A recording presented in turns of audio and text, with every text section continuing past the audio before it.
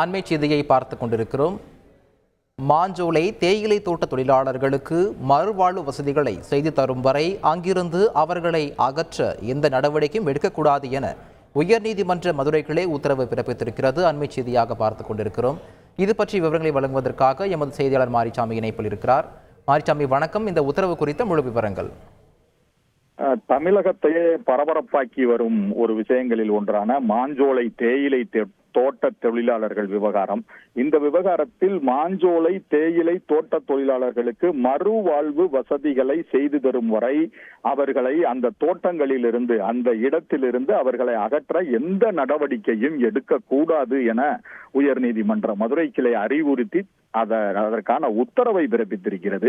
அதுபோக ஒன்றிய அரசு மற்றும் மாநில அரசு, தமிழ்நாடு மாநில அரசு தரப்பில் நாளை மறுநாள் உரிய விளக்கம் அளிக்க உத்தரவிட்டு வழக்கு விசாரணையை ஒத்திவைத்தும் உயர்நீதிமன்ற மதுரை கிளையானது உத்தரவு பிறப்பித்திருக்கிறது. வழக்கின் பின்னணி பார்த்தோமானால், திருநெல்வேலி மாவட்டம் மாஞ்சோலையைச் சேர்ந்த அமுதா என்பவர் ஒரு பொதுநல வழக்கினை உயர்நீதிமன்ற மதுரை கிளையில் தாக்கல் செய்கிறார். அதில் நாங்கள் 2 தலைமுறைகளாக மாஞ்சோலை எஸ்டேட் பகுதியில் வசித்து வருகிறோம். மாஞ்சோலை தேயிலை தோட்ட பகுதியில் 700 குடும்பத்தினர் வசித்து வருகிறோம். குத்தகை காலம், அந்த தேயிலை தோட்டத்திற்கான குத்தகை காலம் 2028ஆம் ஆண்டு பிப்ரவரி 11ஆம் தேதியுடன் தான் நிறைவடைகிறது. குத்தகை காலம் நிறைவடைந்த பின்னர் அதை பாதுகாக்கப்பட்ட வனப்பகுதியின் கீழ் இந்த நிலம் அரசிடம் வழங்கப்படுவதாக இருந்தது.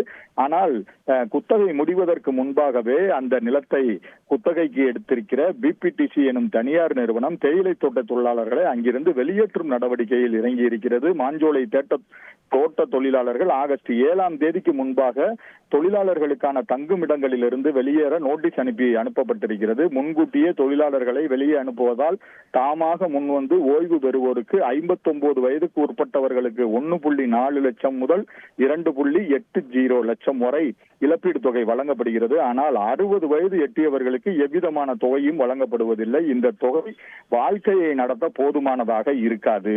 சொந்த இடமோ வீடோ இல்லாத நிலையில் மாஞ்சோலை தோட்ட தொழிலாளர்கள் மிகவும் ஏழ்மையான நிலையில் இருப்பவர்கள். பெரும்பாலானவர்கள் 4 தலைமுறைகளாக இதே பகுதியில் வசித்து வரும் சூழலில் தற்போது அங்கிருந்து வெளியேற அறிவுறுத்தப்பட்டிருப்பதால் செய்வதறியாது தவிர்த்து வருகிறார்கள். ஆகவே அந்த தோட்ட தொழிலாளர்களுக்கான மறுவாழ்வு உதவிகளை அரசு செய்ய வேண்டும். நத்தம் புறம்போக்கு நிலங்களில் அவர்களுக்கு இலவச வீட்டுமனை பட்டா வழங்குவதோடு கலைஞர் கனவு இல்ல திட்டத்தின் கீழ் வீடு கட்டித்தர முன்வர வேண்டும். ஆகஸ்ட் மாதம் முதல் தேயிலை தோட்ட தொழிலாளர்கள் வேலை இழக்கும் நிலையில் அவர்களுக்கு கன்னியாகுமரி அரசு ரப்பர் தோட்ட கழகம், களக்காடு முண்டந்துறை புலிகள் சரணாலய பகுதிகள், அங்கன்வாடிகள் போன்றவற்றில் பணி வழங்கவும் நடவடிக்கை எடுக்க வேண்டும். இது போன்ற கோரிக்கைகளை முன்வைத்து அதிகாரிகளிடம் மனு அளித்திருந்தோம். ஆனால் இதுவரை எந்த பதிலும் இல்லை. ஆகவே மாஞ்சோலை தோட்ட தொழிலாளர்களை சேர்ந்த 700 குடும்பங்களுக்கு இலவச வீட்டுமனை பட்டா வழங்குவதோடு கலைஞர் கனவு இல்ல திட்டத்தின் கீழ் வீடு கட்டி தரவும் மறுவாழ்வு ஏற்படுத்தவும் அவர்களுக்கு உத்தரவிட வேண்டும். அதுபோக ஒரு குடும்பத்திற்கு மாதம் 10,000 ரூபாய் வழங்க வேண்டும் என உத்தரவிட வேண்டும் எனவும் கேட்டிருந்தார். இந்த வழக்கானது உயர்நீதிமன்ற மதுரை கிளையின் பொறுப்பு நீதிபதி மகாதேவன், நீதிபதி GR சுவாமிநாதன் அமர்வு முன்பாக விசாரணைக்கு வந்தது. அப்பொழுது மனுதாரர் தரப்பில் இலங்கை தமிழர்கள் மறுவாழ்வுக்கு அவர்களுக்கு ரப்பர் கழகத்தின் கீழ் பணி வழங்கப்பட்டிருக்கிறது. ஆகவே மாஞ்சோலை தேயிலை தோட்ட தொழிலாளர்களுக்கு இலவச வீட்டுமனை பட்டா, வீடு கட்டும் திட்டத்தின் கீழ் வீடு போன்ற வசதிகளை செய்து தர வேண்டும் என வாதிட்டார். அதற்காக விவரங்களை வழங்கியதற்கு நன்றி மாரிசாமி. செய்திகளை உடனுக்குடன் தெரிந்து கொள்ள உடனே சப்ஸ்கிரைப் பண்ணுங்க.